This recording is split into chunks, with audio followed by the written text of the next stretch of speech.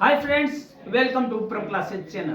दोस्तों, आप सभी का एक बार फिर से परम क्लासेज चैनल पर हार्दिक स्वागत है। दोस्तों, अभी अभी हमने सारे त्योहार मना लिए।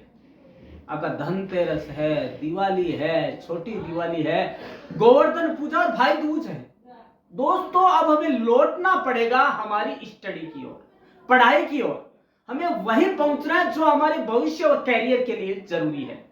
दोस्तों, तो आज की अभी की एक बहुत बड़ी घोषणा हुई है शिक्षा मंत्री के द्वारा, जो कि आपके 10th और 12th के एग्जाम को लेकर हुई है, जो कि 2025 में होने जा रहे हैं। तो दोस्तों, आज जानना है जरूरी ये कि कौन कौन से बड़े बदलाव हैं जो आपके लिए, मेरे लिए, मेरे बच्चों के लिए, सबके लिए जरूरी हो सकते हैं। तो दोस्तों, कौन से बदलाव हैं, हम उनको क्रमवार इस तरह से जानते हैं। तो दोस्तों, वो बड़े बदलाव है, कौन से नए नियम है, 6 नए नियम बनाए हैं, और वो सब है वो बच्चों के लिए महत्वपूर्ण है और उनके फायदे के हैं। दोस्तों, किसी भी चीज के दो पहलू होते हैं, किसी बात के बोन एंड क्रश। दोस्तों, सोच का फर्क है। तो दोस्तों, आज भी मैं आपको बताऊंगा कि इससे महत्वपूर्ण क्या है और बच्चे क्या सोचते हैं इसके बारे में। तो दोस्तों, पहला जो है महत्वपूर्ण बदलाव वह है 75% उपस्थिति अनिवार्य है। यह शिक्षा मंत्री ने पहला बदलाव किया है, 75% उपस्थिति अनिवार्य कर दी है। दोस्तों, छात्रों को परीक्षा में बैठने के लिए कम से कम 75% उपस्थिति होना अनिवार्य है। क्यों किया है? दोस्तों, सीबीएसई और राजस्थान बोर्ड ने यह स्पष्ट किया है कि छात्रों को बोर्ड में बैठने के लिए कम से कम 75% उपस्थिति होनी अनिवार्य है। उसके बिना उसे परीक्षा में नहीं शामिल किया जाएगा। दोस्तों, यह नियम छात्रों को नियमित रूप से कक्षाओं में भाग लेने के लिए प्रोत्साहित करने के लिए है। दोस्तों, सबसे बड़ा महत्व क्या है इसका कि बच्चे यदि 75% हाजिरी या उपस्थिति उनके दिमाग में रहेगी तो कम से कम क्लास में तो बैठेंगे। क्लास में आ ही गए तो कुछ ना कुछ तो उसके दिमाग में बैठेगा। तो इसके लिए फिर है, स्कूलों को निर्देश दिया गया है कि वे छात्रों और अभिभावकों, उनके पेरेंट्स, माता पिता के साथ बैठकर ये नियम बनाए, उनको नियम के बारे में समझाए और उन्हें सूचित करे कि उपस्थिति रिकॉर्ड का सख्ती से पालन किया जाएगा। दोस्तों, सबसे बड़ा बदलाव क्या हुआ? 75% जो आपकी प्रेजेंस है वो अनिवार्य है, कंपल्सरी है स्टूडेंट्स की क्लास के अंदर। तो दूसरा हो गया, पहला तो ये बदलाव हो गया। दूसरा है मंथली एग्जाम, मासिक परीक्षाएं अनिवार्य कर दी गई है दोनों बोर्ड के अंदर। किसी भी तरह का स्टेट बोर्ड हो चाहे कोई सा बोर्ड हो, सेंट्रल बोर्ड हो, सभी में कंपल्सन है ये। दोस्तों, पूरी वर्ष के दौरान आयोजित मासिक परीक्षाओं में छात्रों की भागीदारी है वो या उनमें पार्टिसिपेशन है वो अनिवार्य कर दिया गया है, कंपल्सन कर दिया गया है। तो उनका महत्व क्या है, मासिक परीक्षाएं क्यों की गई है जरूरी, तो दोस्तों बता देते हैं। उससे दोस्तों उससे क्या होगा, बच्चों के नियमित मूल्यांकन में हेल्प मिलेगी, जो रेगुलर उनका एनालिसिस है उसमें हेल्प मिलेगी।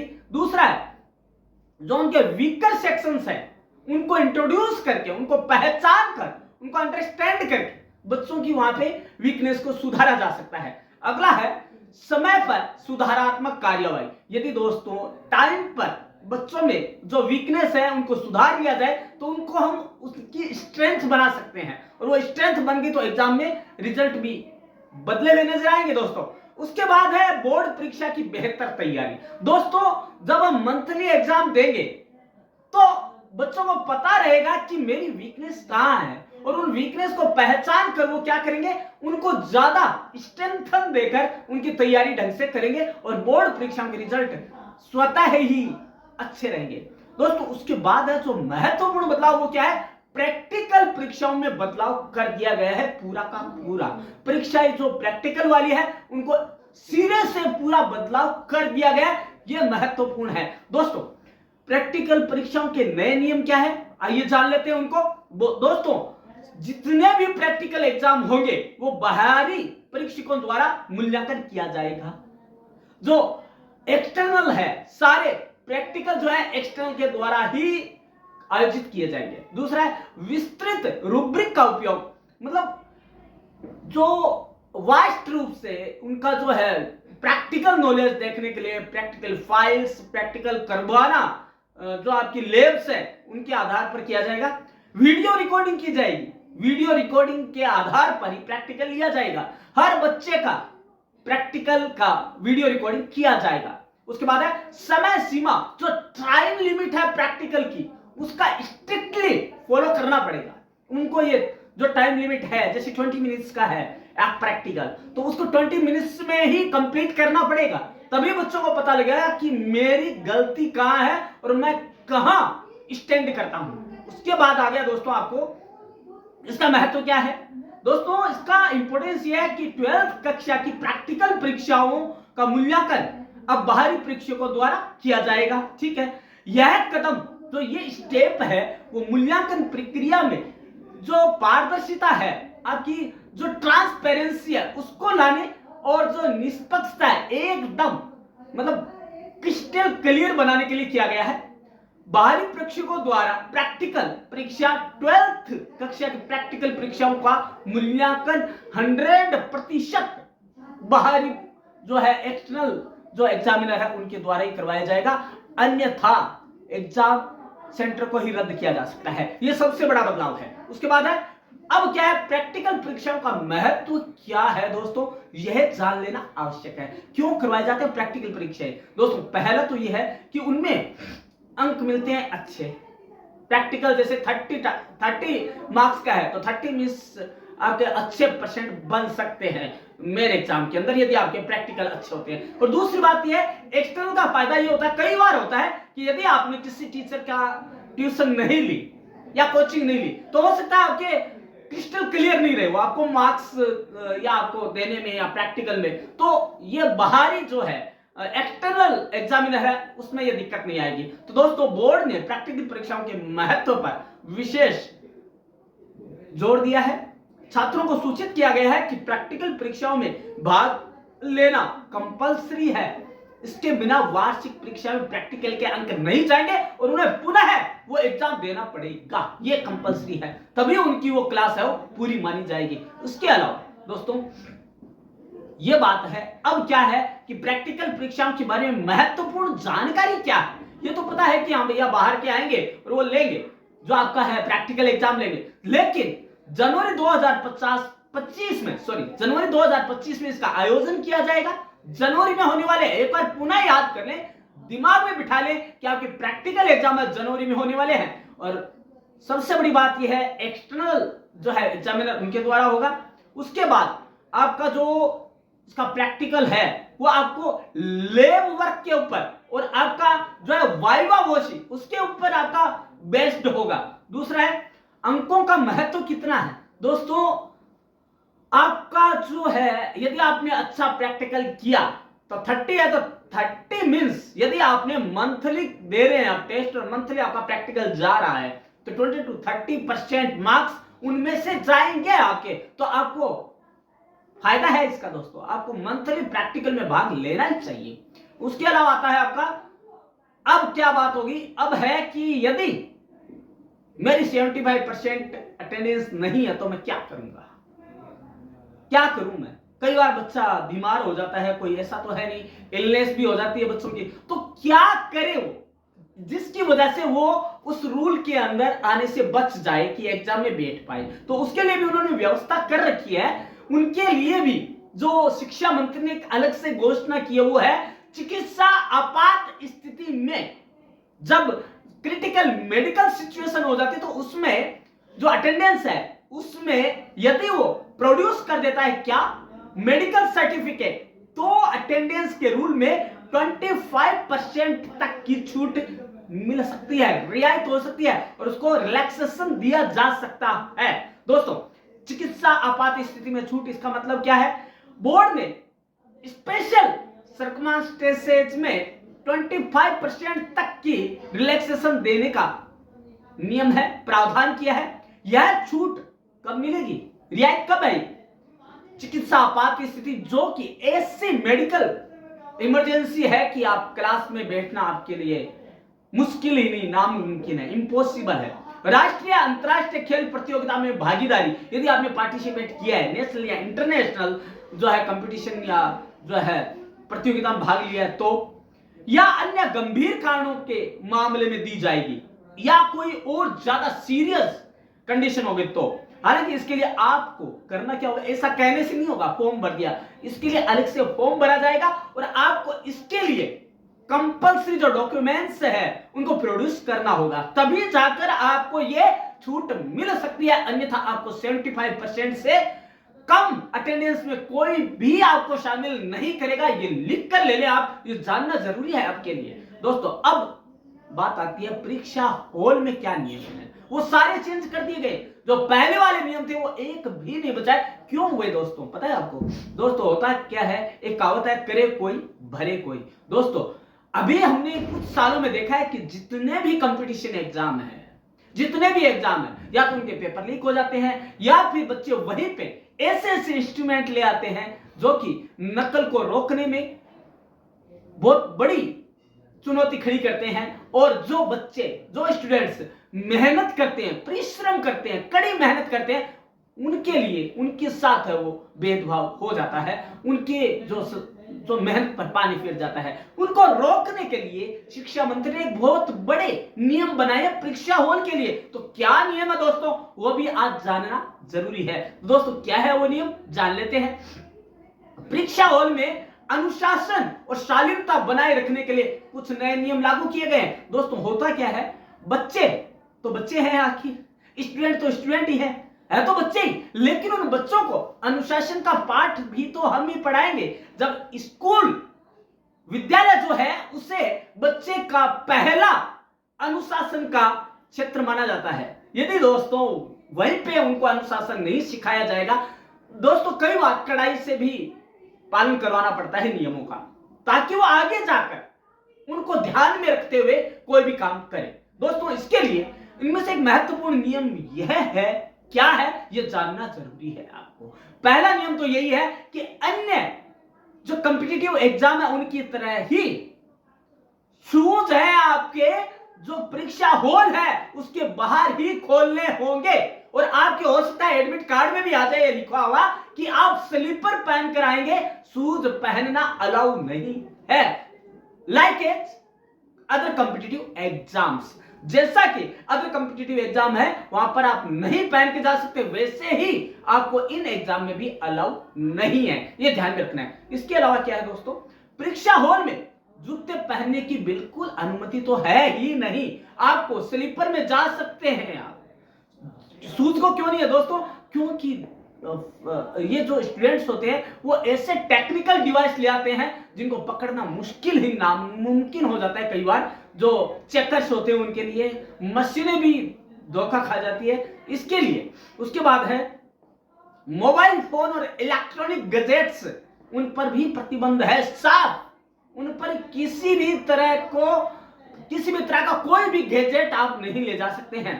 उसके बाद है आपको ट्रांसपेरेंट पेंसिल बॉक्स का उपयोग कर सकते हैं, अन्यथा वो नहीं ले जा सकते। आप हाथ में पेन ले जाइए, अपना एडमिट कार्ड ले जाइए। केवल अनुमति किस चीज के, ट्रांसपेरेंट, ध्यान से सुन लीजिएगा, ट्रांसपेरेंट पारदर्शी जो पेंसिल बॉक्स है वो ले जा सकते हैं, अन्यथा कोई जरूरी नहीं है आप पेन हाथ में भी ले जा सकते हैं, पेन पेंसिल जो भी आपका। और आपको एक चीज और है, आपको पानी का बोतल भी ट्रांसपेरेंट ही ले जाना पड़ेगा, उसमें भी किसी तरह का कोई कलर नहीं होना चाहिए, like eight other competitive exams.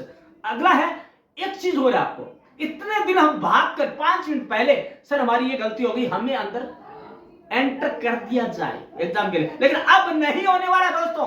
शिक्षा मंत्री ने साफ कहा है कि बिफोर 30 मिनट्स आपको एग्जाम हॉल में एंटर होना ही है, बस। उसके बाद नहीं तो नहीं, 30 मिनट पहले ही हॉल में प्रवेश मिलेगा, उससे न तो पहले और न बाद में। यह चीज आप तब तक वहां पहुंच जाए, अन्यथा आपका एग्जाम अगले साल ही, जब भी आपके पास टाइम हो तभी दे सकते हैं आप, नहीं तो नहीं है एग्जाम आपके लिए। अब है बोर्ड परीक्षाएं कब से है, सबके दिमाग में होगा कि सारी बातें बता दी, लेकिन बोर्ड परीक्षाएं कब से है ये तो बताया नहीं। तो दोस्तों ये भी बता देते हैं आपको कि बोर्ड परीक्षा तिथियां, मैट्रिक परीक्षा मतलब 12th परीक्षा 15 फरवरी 15th of Feb 2025 से है, और इंटर मींस 10th वो है 1 Feb 2025। आपकी डेट भी आ चुकी है, लेकिन ऑथेंटिक है, लेकिन समय के अनुसार या परिस्थितियों के अनुसार ये बदल सकती है, और उनका हमें ध्यान देना है। कब हो सकता है, ये कब हो सकती है, तो हमें देखने के लिए हमें वेबसाइट्स देखनी पड़ेगी। और बार बार परम क्लासेस तो है ही, आप परम क्लासेस चैनल को भी वॉच कर सकते हैं या इस पर आकर आप विजिट कर सकते हैं। दोस्तों इसके अलावा भी बहुत सी जानकारी है आज के इस वीडियो में, आज की इस क्लास में। दोस्तों अगला है परीक्षा पैटर्न में बदलाव हुआ है। दोस्तों बहुत बड़ा बदलाव है, वो आपको केवल परम क्लासेस ही बता सकता है, क्योंकि परम क्लासेस पूरा का पूरा समर्पित है, सपोर्टिव है, ओनली फॉर एजुकेशन के लिए। दोस्तों आध्यात्म, आपका मोरल वैल्यूज, आपका स्टडी पॉइंट से ही परम क्लासेस चैनल पूरी तरह से स्टूडेंट्स के साथ है। न्यू जनरेशन में मोरल वैल्यूज, सोशल वैल्यूज भी लाना उसका परम कर्तव्य, उसका धर्म है, उसका महत्व है। दोस्तों अब है परीक्षा पैटर्न में क्या बदलाव आए, क्या चेंजेस आए, वो भी जान लेते हैं। दोस्तों 2025 की बोर्ड परीक्षाओं के लिए परीक्षा पैटर्न में कुछ महत्वपूर्ण बदलाव किए हैं शिक्षा मंत्री ने, और ये इसलिए किया ताकि उनका वास्ट नॉलेज हो सब्जेक्ट का। ऐसा नहीं कि रात को पढ़ा और सुबह लिखा और आप पास हो गए, नहीं।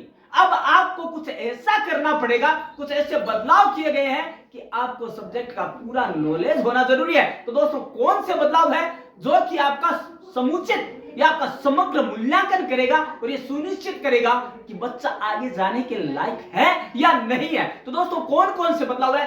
पहला बदलाव है कौन सा? एमसीक्यूज और सब्जेक्टिव प्रश्नों का कॉम्बिनेशन। आपका जो पेपर होगा वो केवल और केवल सब्जेक्टिव नहीं होगा, वो आपका होगा ऑब्जेक्टिव और सब्जेक्टिव का मिक्सचर होगा, जिसमें कि आपको पूरी बुक, पूरा सब्जेक्ट आपको पढ़ना पड़ेगा। यह जानना जरूरी था आपके लिए। दोस्तों अब है ओएमआर शीट दी जाएगी आपको, ओएमआर शीट, उसका आपको उपयोग करना होगा। क्यों करना होगा? क्योंकि हमें मल्टीपल चॉइस क्वेश्चंस वो उसके अंदर राउंड करने होंगे। लेकिन दोस्तों उसकी आपकी तैयारी कैसे होगी बताइए आप? उसका मैं बता चुका हूं आपको। दोस्तों वो है आपकी मंथली जो एग्जाम होगा, उनमें भी स्कूल के द्वारा आपको ओएमआर शीट उपलब्ध करवाई जाएगी और करवाई जा रही है, ताकि आपको वो टाइम का पता लग जाए कि कितने टाइम में आप उसको भरेंगे और कितने टाइम में आपका कंज्यूम होगा। उसके बाद है अधिक जो मोस्टली क्वेश्चन होंगे वो होंगे आपके क्वेश्चन है वो एमसीक्यूज वाले होंगे। एमसीक्यूज क्वेश्चन क्या करते हैं? आपको पूरी बुक पढ़ने के लिए तैयार करते हैं, आपको प्रिपेयर करते हैं कि आपको सब्जेक्ट का पूरा होल नॉलेज हो, आपको पूरा सब्जेक्ट का सब्जेक्टिव नॉलेज हो, ना कि ऊपरी नॉलेज हो। आपको सतही नॉलेज ना हो, आपको डीपली नॉलेज करवाने के लिए ये एमसीक्यूज का आपका पैटर्न बनाया गया है। इसके अलावा आपकी जो स्किल्स है, स्किल बेस्ड क्वेश्चन भी आएंगे। दोस्तों स्किल बेस्ड जैसे साइंस का है तो रेगुलर डेली रूटीन की साइंस, उसके ऊपर भी आपसे क्वेश्चन किए जा सकते हैं। तो दोस्तों ये सारे बदलाव जो है बोर्ड परीक्षा से संबंधित किए गए। कौन सी बोर्ड परीक्षा है? 2025 की जो आने वाली है, जो आप देने वाले हैं, आप या आपके बच्चे जो भी देने वाले हैं, उनके लिए ये जानना जरूरी है। क्या जानना जरूरी है? ये जो बदलाव हुए हैं 6 बदलाव, उनका आज से ही पालन किया जाए या करवाया जाए। ये अभिभावक, माता पिता, स्वयं student, self students and school का जो स्टाफ है, स्कूल के जो टीचर है, उनके ऊपर डिपेंड करता है कि वो कैसे इनका पालन करवाते हैं। दोस्तों एक चीज और वापस सुन लीजिए आप कि ये सारी बातें ठीक है, लेकिन यदि सबसे पहली बात यह है, यदि आपकी अटेंडेंस ही 75% नहीं होती है तो आप एग्जाम में बैठने के बारे में सोचिएगा ही मत, क्योंकि एग्जाम में बैठने के लिए आपकी फर्स्ट कंडीशन ये है, आपकी कंपल्सन ये है कि आपकी 75% अटेंडेंस हो ही होना ही है। ये सबसे बड़ी घोषणा की है शिक्षा मंत्री ने। उन्होंने ये ऐसे नहीं किया, इतने साल भी तो शिक्षा मंत्री आते गए, लेकिन दोस्तों कहने का मतलब ये नहीं है कि उन्होंने क्यों नहीं किया। कहने का मतलब ये है कि बच्चा अनुशासन में रहे और जो उन्होंने क्लास में, जो उन्होंने जिस क्लास में एडमिशन लिया है उसका ढंग से वो पढ़ाई करे, उसके ढंग से वो स्टडी करे ताकि आगे जाए तो उन्हें कहीं दिक्कत ना हो। आज दोस्तों देखा जाता है कि 6 क्लास के बच्चे को एप्लीकेशन लिखना नहीं आता हिंदी में, इंग्लिश की बात तो छोड़िए। क्यों नहीं आता? क्योंकि बच्चा आया तो सही, नहीं आया तो सही। लेकिन दोस्तों ये आगे जाकर दिक्कत होने वाली है, क्योंकि 10th और 12th ऐसे एग्जाम है जिनके लिए बच्चों को अटेंडेंस कंपलसरी है। दोस्तों इस अटेंडेंस कंपल्सन से एक फायदा तो है, क्या है मैं बता देता हूं। क्लास में बच्चा बैठेगा तो कुछ तो उसके दिमाग में बैठेगा ही बैठेगा, और आपका मंथली टेस्ट होंगे तो उसको पता लगेगा कि मेरी कमजोरी कहां है, वीकनेस कहां है। हिंदी में मेरी वीकनेस है कि इंग्लिश में है, कैसे मेरे को प्रैक्टिकल देना है, लैब वर्क कैसे होता है, प्रैक्टिकल फाइल कैसे बनती है, सारा नॉलेज होगा। दोस्तों तभी हो पाएगा जब वो ये सारा कर पाएगा। लेकिन दोस्तों आप भी सोच रहे होंगे कि प्रथम क्लास के इस मेंटोर को ये कैसे पता है। तो दोस्तों मेंटोर को भी एक्सपीरियंस है 21 इयर्स का, उन्होंने टीचिंग करवाई है 21 इयर्स, और अभी भी टीचिंग करवा रहे हो। और यूजीसी नेट जो कि आपका सबसे बड़ा एग्जाम होता है लेक्चरर का या प्रोफेसर बनने के लिए, वो 2003 में क्लियर कर लिया। तो दोस्तों आपने जाना आज कि बोर्ड परीक्षाओं को लेकर शिक्षा मंत्री की क्या बड़ी अनाउंसमेंट है, क्या बड़ी घोषणा है, आपने बदलाव भी जाने। लेकिन दोस्तों यदि आपकी कोई शंका, शुबह, शक है तो आप हमारा जो कमेंट बॉक्स है वो आपके लिए फ्री है, आप उसमें बेझिझक अपनी कोई भी समस्या पूछ सकते हैं। लेकिन दोस्तों एक चीज और बता दें कि परीक्षा के समय, परीक्षा के आगे भी हर रोज आपके लिए परम क्लासेज एक नया चैलेंज और नया वीडियो लेकर आएगा, जो कि आपको यह बताएगा कि आपकी तैयारी किस हद तक सही है, आपका वीक पॉइंट क्या है और आपका स्ट्रॉन्ग पॉइंट क्या है। तो दोस्तों आज आपने जाना कि क्या तैयारी है आपकी और कितनी तैयारी है, आपको खुद को टेस्ट करना है। आप मॉक टेस्ट भी देख सकते हैं ऑनलाइन, तो कितना क्या करना है और कितना नहीं करना है ये आपको खुद को जाना है। लेकिन आपके साथ परम क्लासेज हर वक्त आपके साथ खड़ा है, लेकिन जो पढ़ने वाले बच्चों के लिए ऐसा नहीं है कि वीक के साथ नहीं है, लेकिन उन्हें क्लास में बैठना पड़ेगा 75% अटेंडेंस के साथ, तभी वो एग्जाम में बैठ पाएंगे। तो दोस्तों देखते रहेगा परम क्लासेज चैनल का हर वीडियो, और आप जानते रहेंगे कि किसने क्या घोषणा की, शिक्षा मंत्री ने क्या कहा, प्रधानमंत्री जी ने जो कि यशस्वी प्रधानमंत्री उन्होंने क्या कहा। दोस्तों देखते रहिएगा, जुड़ते रहिएगा परम क्लासेज चैनल से, और सब्सक्राइब करके, और जो आपका है सब्सक्राइब करके, और जो जितने भी वीडियो है उनको फॉलो करने के लिए लिंक दबा दीजिएगा, बेल आइकन दबा दीजिएगा फटाफट, ताकि आपको आगे के वीडियो के बारे में जानकारी मिलती रहे। धन्यवाद।